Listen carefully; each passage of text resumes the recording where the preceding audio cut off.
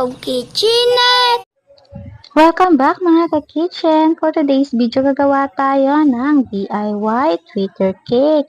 At itong cake na ito ay para kay anak nung kanyang birthday. November 26, so late upload tayo mga ka-kitchen. Styro gagamitin natin at yung styro binalot na natin ng cling wrap para hindi direct yung icing sa styro. Para magamit pa natin yan sa iba pang cake orders at cake na made up of styro.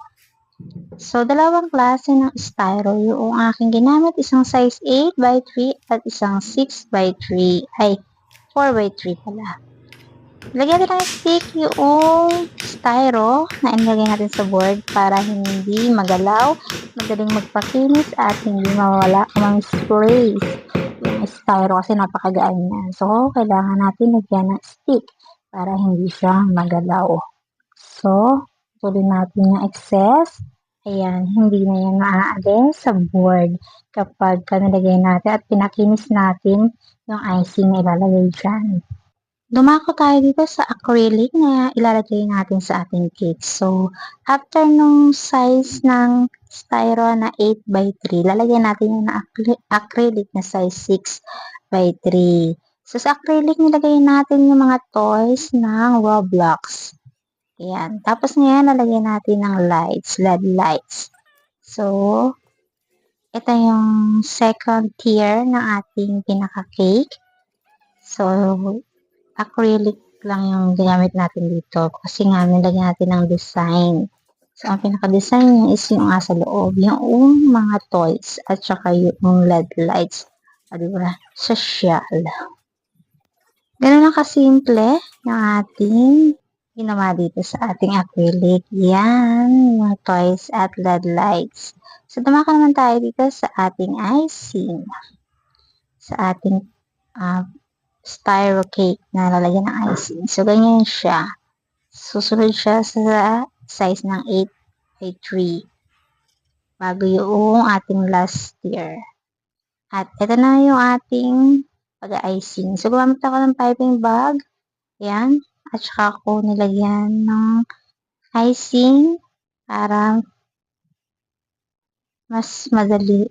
Kaya ito yung way ko na naladalian ko sa paglalagay ng icing. Gumagamit ako ng piping bag. So, yan. Color blue yung napili kong kulay kasi nga boy yung ating celebrant. So, hindi na sila kasi mahilig kumain ng cake kaya DIY cake yung ginawa natin. Kasi masasayang lang yung cake. Sawa na yung mga anak ko sa cake. Kasi nga, tuwing may order na cake, may natitira. So, hindi na nila kinakain. Kaya minsan, tinatapon ko na rin. Kasi nga, pati ako is sawa na rin sa matamis. Sawa na ako sa cake. O, diba? Nung bata ako, hindi ako nananawa. Gusto ko ng cake pag birthday ko. Pero ngayon, ayoko na. So, yan, DIY cake. So, ganyan lang. Lagyan natin siya ng icing, then pinakinis. Then, naglagay ako ng dark color blue para sa design ng cake. So, para hindi lang siya plain na blue, naglagay din tayo ng additional dark blue para naman sa design. So, gumamit ako ng sprayer na may design para magka-design yung ating nilagay na icing na dark blue kasi nga hindi ko siya pinakinis. Yan yung design niya. Tapos nilagyan natin ng gold lip. Yung gold lip na nilalagay natin is edible, nakakain, pwedeng kainin. Kaya natin siya direct nilagay sa cake. So, palilibutan natin ng gold lip yung nilagay natin dark color na blue. Yun yung kanyang pinaka-design. Then, nagpagawa ako ng name ni anak. Pasadya ako ng acrylic na name. Ayan. Nalagyan natin yan sa harap. Then, lumaka naman tayo sa last tier o sa third tier ng ating cake. Ito ay size 3 by 3. Size 3 by 3. So, ayan.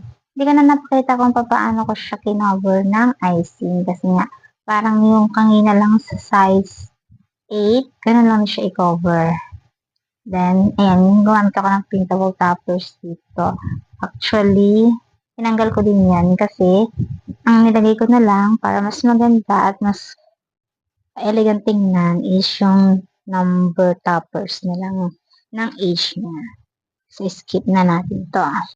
At ito na nga ang final na design ng ating cake. Hindi ko na siya pinakita sa inyo kung paano ko siya pinagpatong-patong, pero sunod-sunod lang yan mga ka-kitchens.